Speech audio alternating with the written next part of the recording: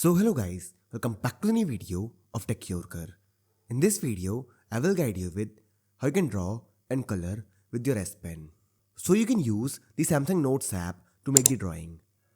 Let me show you how. So first of all, open the Samsung Notes app on the Samsung phone or tablet. Now here, tap on this icon to create a new note. Now after this, tap here and now you can select a pen type. Let's select this one. And now you can use the slider to change the size of the pen. You can also choose from the different colors here. For example, this, or this. Now once you do this, you can start the drawing. For example, let's draw a hut.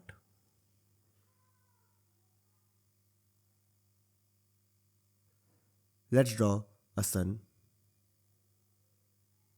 In a similar way, you can be more creative and draw something of your own. If you want to color, then you can use the PENUP app. So open the PENUP app on your phone or tablet. Now after this, tap on this menu icon and then tap on coloring. Now this will open all the drawings in which you can color. Now select a drawing to color. For example, let's select this one.